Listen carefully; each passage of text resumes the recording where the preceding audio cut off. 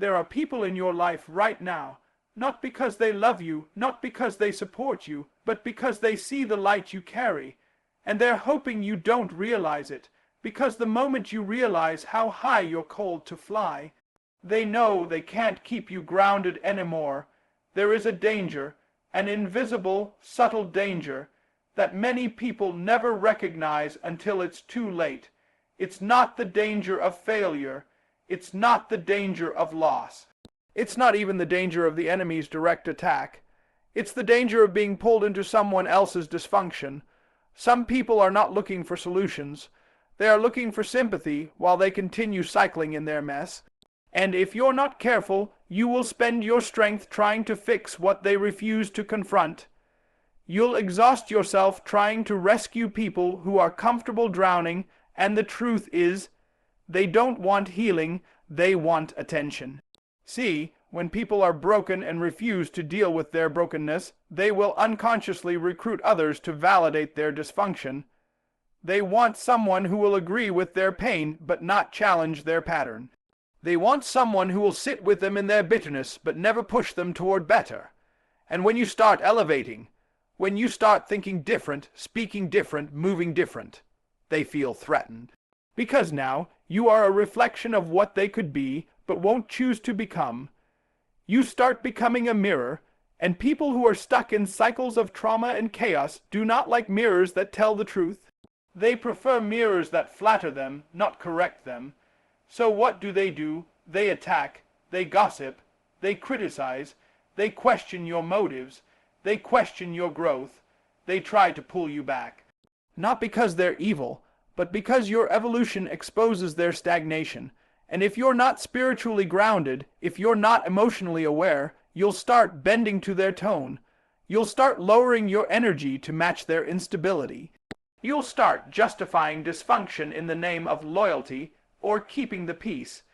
But there is no peace in a storm that was never yours to calm. There is no reward for bleeding for people who enjoy being wounded. Let me tell you something. You are not required to lose yourself just to keep someone else comfortable. God didn't elevate you so you could play small. He didn't heal you so you could go back to environments that made you sick. He didn't grow you so you could shrink to stay liked. He called you out of Egypt, out of slavery, out of generational patterns, so you could be a model for what freedom looks like. And the moment you answer that call, the warfare intensifies. That's when the attacks become more personal. That's when the phone calls start. That's when people twist your words. That's when people say, "Oh, you've changed." You better believe I've changed. Growth is the evidence of life. Trees grow, babies grow, kingdom people grow. If I'm not growing, I'm dying, and I refuse to die in someone else's dysfunction. The greatest spiritual warfare isn't always external. Sometimes it's the internal battle to stay high when everything around you is pulling low. You must resist the urge to match their energy. Don't respond to the clapback. Don't engage in the petty. Don't descend into drama. That's not your assignment. You were not built to survive in mud. You were born to thrive in purpose. What you tolerate will eventually become your truth.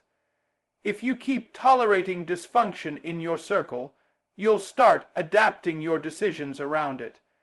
And before you know it, your peace becomes dependent on whether they're having a good or bad day.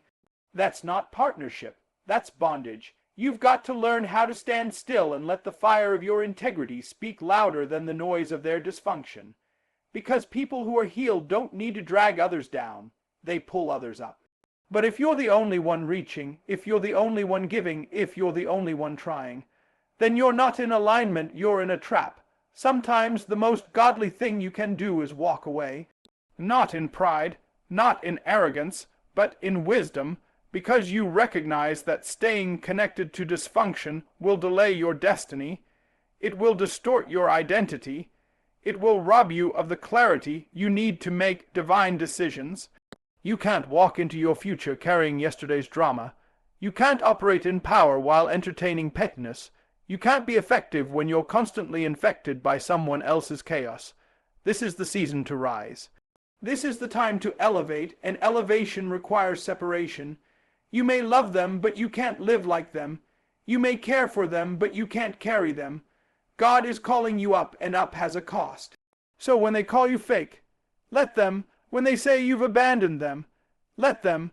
When they accuse you of thinking you're better, let them. Because staying low to be accepted by dysfunctional people will cost you everything. Your peace, your purpose, your power.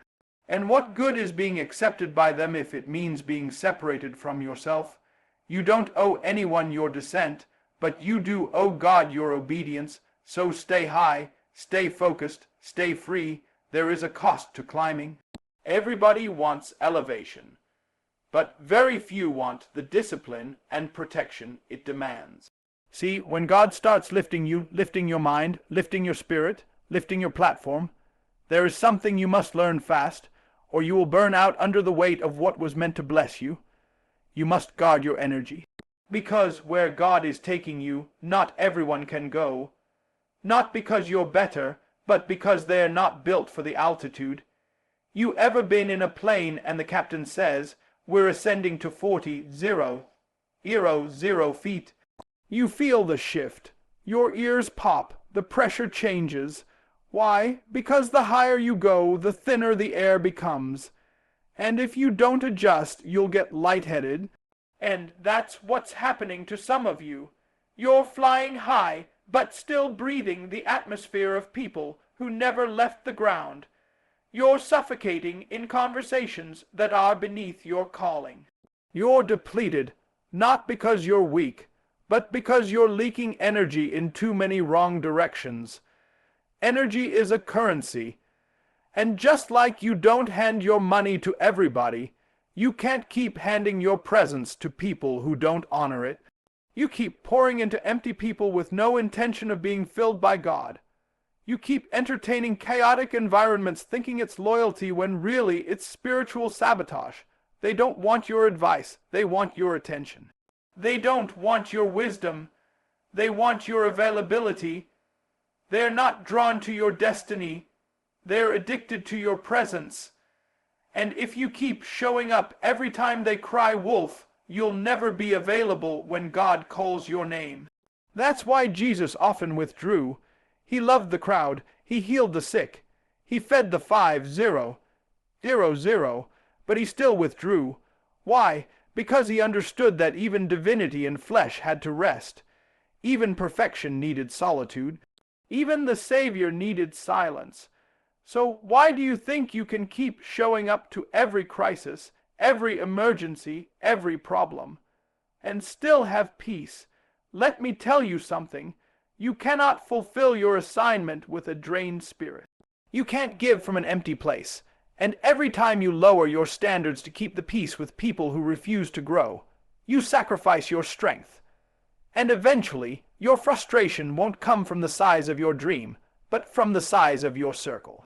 Sometimes elevation is not just about going higher, it's about getting lighter. You've got to drop the dead weight. You've got to release the emotional leeches.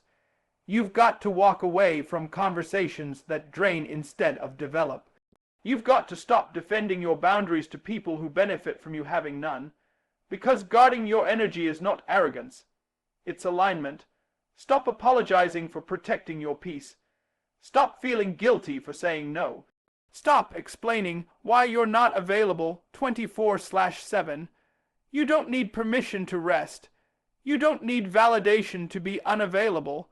You don't need approval to protect what God is growing inside of you, because everything divine requires protection. A womb protects a baby, a vault protects treasure, and your boundaries protect your calling. If you let everyone in your space, don't be surprised when confusion sets in. If you let every opinion shape your direction, don't be shocked when your vision feels foggy. If you let every voice influence your spirit, don't complain when God's voice gets drowned out. Peace is not automatic, it's cultivated. And peace is not just the absence of noise, it's the presence of order. You've got to create spiritual order. There must be divine structure. Not everyone gets access to your day. Not every text deserves a reply.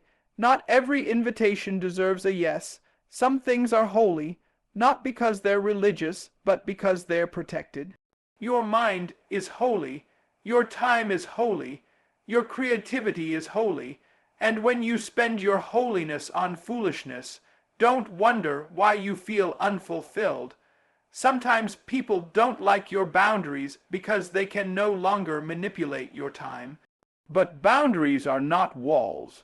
They're doors with locks. The right ones still have access. The wrong ones get filtered out. And if someone leaves your life because you stopped giving them unlimited access, they were never connected to your value. They were addicted to your availability. When God starts elevating you, warfare shifts. The devil stops attacking your weaknesses and starts draining your focus. He doesn't need to destroy your dream if he can just keep you distracted, tired, worn out, giving 100% to things that matter 0%, pouring your soul into battles you were never assigned to fight. But this is the season to reclaim your energy, to reclaim your time, to reclaim your focus. Not in fear, but in faith, because where you're going requires full strength, your next level demands clarity, your future requires discipline, and you cannot afford to waste one more hour negotiating with people who are committed to staying stuck. Let them misunderstand you, let them say you're distant, let them call you different, because the truth is, you're growing, you're healing, you're maturing, and that growth demands protection. Not everyone deserves to grow with you. Some people are only seasonal scaffolding, not lifelong support. So guard your energy like it's gold, because it is. Protect your atmosphere like it's sacred, because it is. Watch over your elevation like it's fragile, because it is, not from fear, but from wisdom, because everything God gives you the enemy wants to drain, but not this time, this time. You stay full, you stay focused. You stay protected. Some of the greatest pain you've experienced in your life didn't come from your enemies. It came from the people you trusted too soon, people you allowed into sacred spaces of your soul without testing their spirit. You opened your door because they smiled. You shared your vision because they clapped. You gave your heart because they showed you temporary kindness. But what you forgot to do was discern. Discernment is not suspicion. It's not being paranoid. It's not about living in fear. Discernment is the ability to see beyond the surface, to hear what's not being said, to feel what's not being shown, to sense when something looks right but feels wrong. And in this season of your life, you cannot afford to be led by emotion alone. You must be led by discernment. Too many people are fighting battles that discernment could have prevented. You let them in your circle, not because they were assigned, but because they were available. You assumed access meant alignment. You believed chemistry meant covenant, but every smiling face is not a safe place. Every handshake is not a divine connection. Some people are sent by the enemy not to harm you immediately, but to wear you down slowly.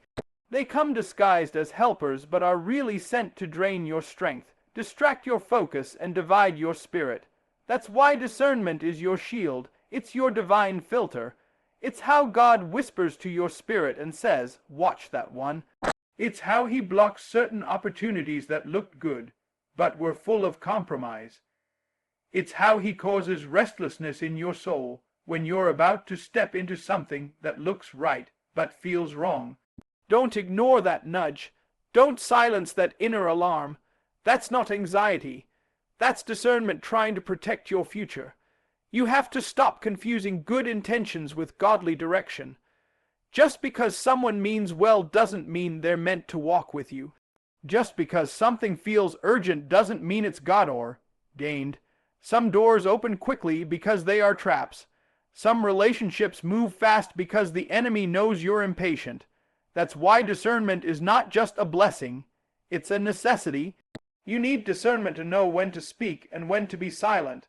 Not every situation requires your voice. Not every offense needs your reaction. Sometimes the best thing you can do is be quiet and let God reveal the truth.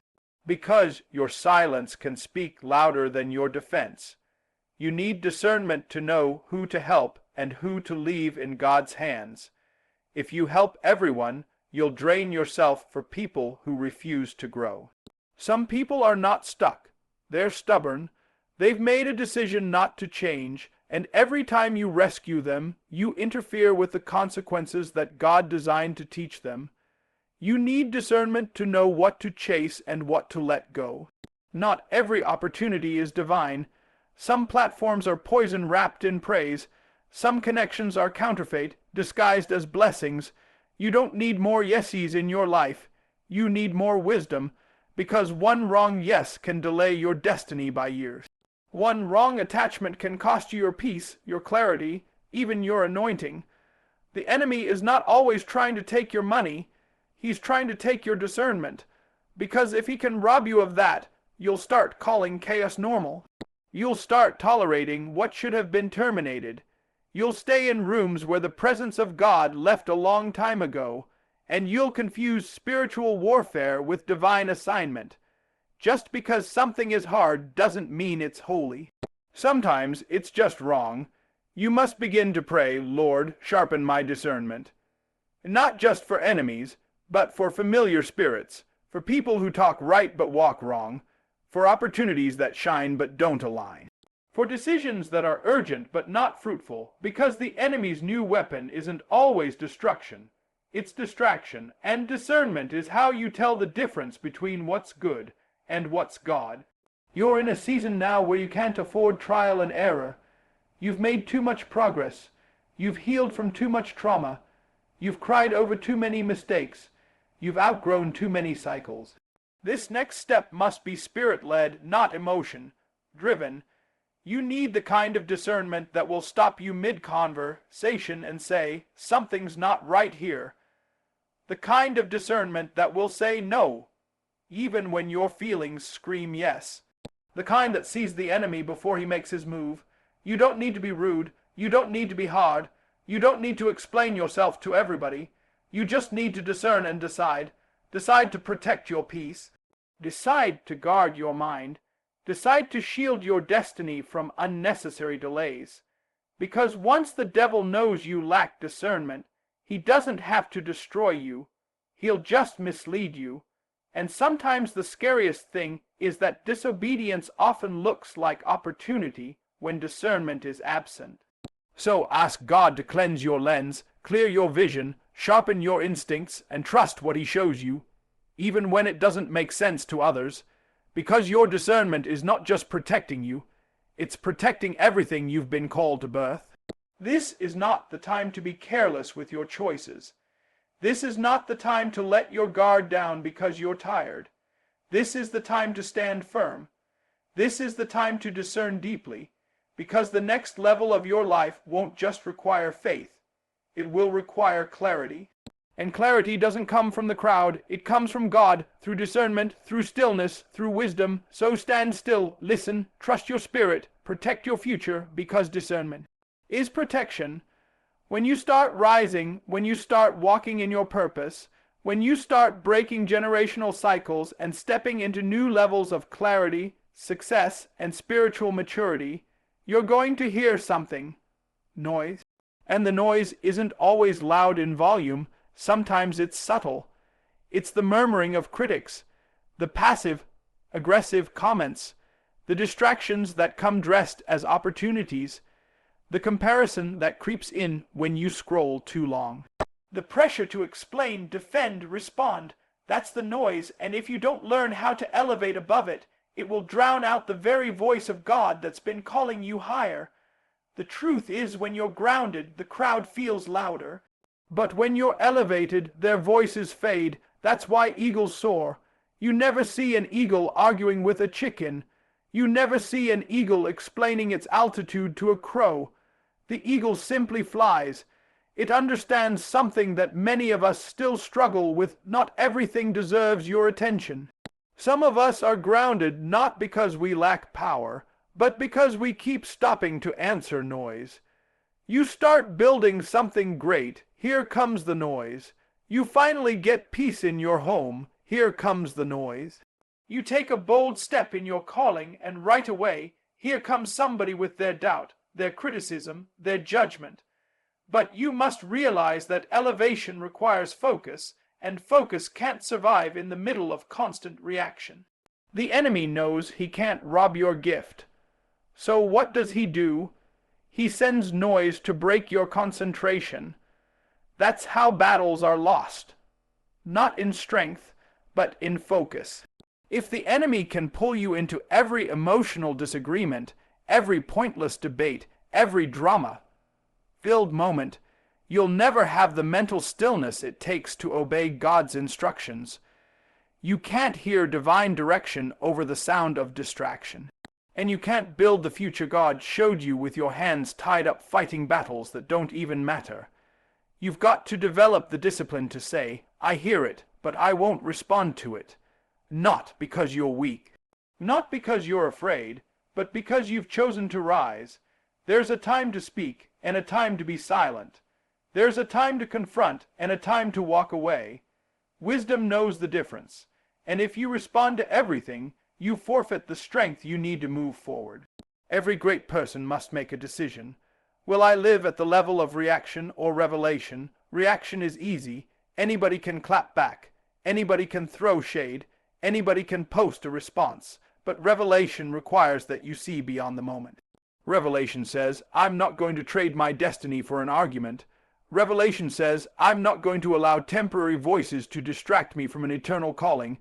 Revelation says, you're not worth my peace, my energy, or my time. That's what it means to elevate above the noise. You stop apologizing for your growth. You stop shrinking so others feel comfortable. You stop answering questions from people who aren't even assigned to your journey. Because when God elevates you, it's not your job to convince people of your transformation. It's your job to keep rising. Noise will always be there. People will always talk. Opinions will always come. But let me ask you, how long will you keep letting noise delay your obedience? How many visions will you silence because you're afraid of what they will say? How many dreams will you postpone because you're trying to please people who aren't even rooting for you? It's time to decide. Their noise or your next level. You were not created to explain your wings to people who are afraid to fly. You were not created to dilute your voice for the sake of blending in. You were not created to live in defense mode every time somebody misunderstands you. Jesus himself was misunderstood, mocked, betrayed, and still he rose. Still he healed. Still he taught. Still he fulfilled his mission, and so must you. Sometimes the loudest thing you can do is say nothing. Silence can be a weapon. Restraint can be a strategy. Let them wonder. Let them talk. Let them misinterpret. But don't you dare come down from your purpose to prove a point. That's the trap. That's the distraction. That's the enemy saying, come down and explain yourself. But God says, stay up and let me vindicate you. You elevate by remembering who sent you. You rise by focusing on what really matters. You soar when you no longer need applause to feel valid, and you no longer fear rejection to stay quiet. You realize that destiny is louder than drama, purpose is stronger than pressure, and peace is more valuable than popularity. So elevate, not just in position, but in mindset.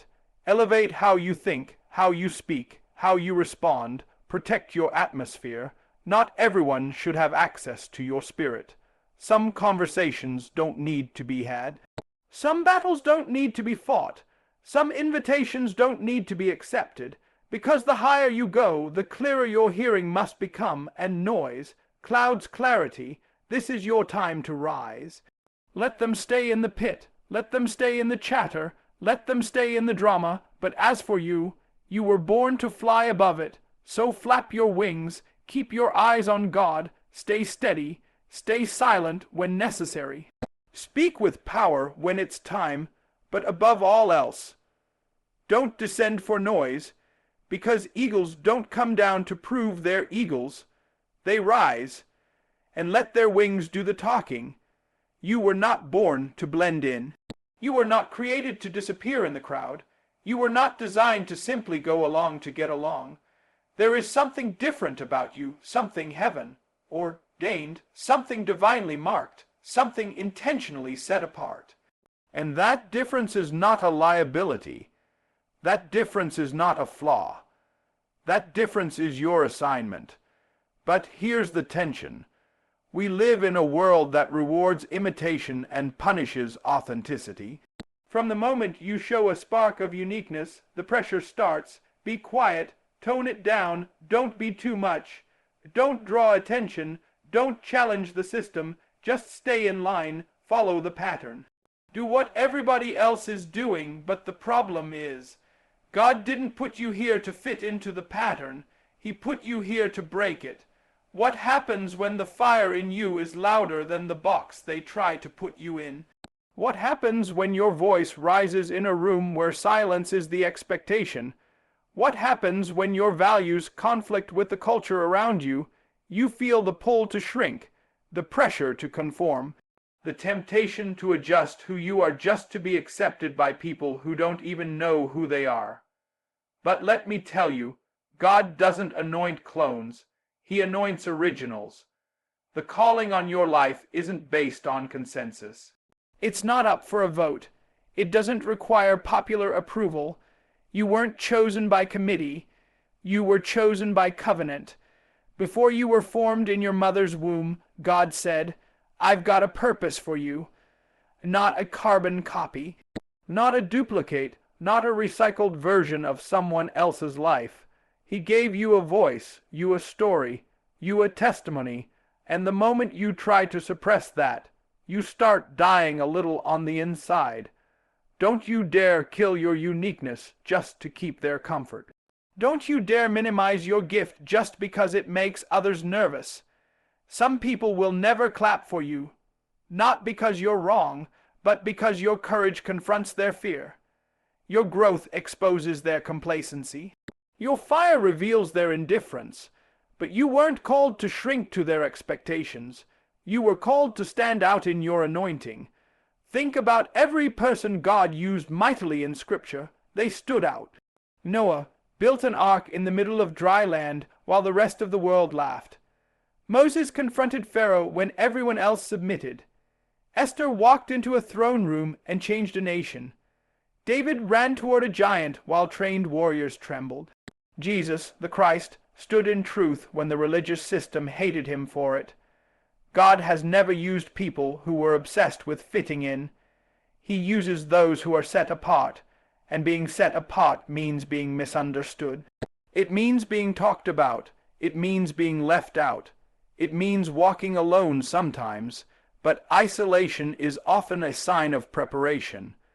When God isolates you, it's not to punish you. It's to prepare you for something that the crowd can't handle. You're trying to belong where God never assigned you. That's why your spirit keeps getting disturbed. That's why you smile in public but wrestle in private. You're not tired because you're weak. You're tired because you've been fighting to be accepted in places that weren't designed to hold your destiny. But this is your wake-up call. Stop begging for a seat at tables God called you to flip over. You can't change the world by looking like it. You can't lead the way by following the crowd, and you can't walk in your calling if you're still craving their approval. You've got to decide, approval or assignment. You've got to decide, comfort or calling, you've got to decide, blending in or breaking through. There's a weight that comes with standing out. It's the weight of criticism, the weight of isolation, the weight of responsibility. But there's also a glory, a peace, a power, because when you walk boldly in your identity, heaven backs you, doors open, favor flows, clarity comes, and even when people walk away, you'll discover that God sends the right ones to walk with you. You don't have to dim your light to be loved. The right people won't just tolerate your brilliance. They'll celebrate it, they'll sharpen it, they'll pour into it. But before you find those people, you have to be willing to be alone for a while. You have to be okay standing tall in a room full of small thinking. You have to be okay being different in a culture addicted to sameness. So, rise in your identity, embrace your uniqueness. Stop waiting to be chosen by people who don't have the authority to call you. You were already chosen. You were already called. You were already affirmed by the one who matters most. And if God is for you, who can be against you? They'll talk. Let them talk. They'll mock. Let them mock. They'll doubt. Let them doubt, because eventually they'll watch. They'll witness the glory of what happens when someone dares to stand out and follow God. So stand up. Stand strong. Stand out, not in arrogance, but in anointing. Not for applause, but for assignment, not to impress, but to impact. You weren't born to fit in. You were born to stand out and shine. So now that you've heard it all, let me bring this home to your spirit. Don't you dare come down. They will try. Yes, they will try to drag you to their level. They will bait you with their dysfunction. They will tempt you with drama. They will pull on your loyalty, your emotions, your silence, your kindness. But you've got to remember who you are. You're not here to descend. You're here to rise. You're not called to survive in chaos. You're called to walk in kingdom clarity. You're not here to fit in. You are divinely designed to stand out. This world is loud, but God's voice is louder. If you're listening, the crowd will try to confuse you, distract you, drain you. But discernment will protect you. Focus will elevate you. Wisdom will preserve you. Because the more you grow, the more you will be challenged to come down. But down is no longer your home. Down is not your destiny. Down is where they stay. But up is where you're called. You've paid too high a price to go back. You've cried too many nights to shrink again. You've healed from too many wounds to sit in the same circles that once broke you. You've seen too much, grown too much, prayed too hard, so guard your energy. Protect your elevation, walk in discernment, fly above the noise, and most of all, stand boldly in who God made you to be. Don't let their confusion compromise your calling. Don't let their comfort zones suffocate your purpose. Don't let their opinions become your prison, because they will drag you to their level if you let them. But this time you won't. This time you rise. This time you stay planted. This time you keep your peace. This time you soar, and while they try to pull you into petty, God is preparing to push you into power. So go on and rise. Go on and walk in your authority. Go on and protect the oil on your life. Because this is your time to go higher than you've ever been, and nothing, and no one, is worth coming down for. Now give God a praise, and keep climbing.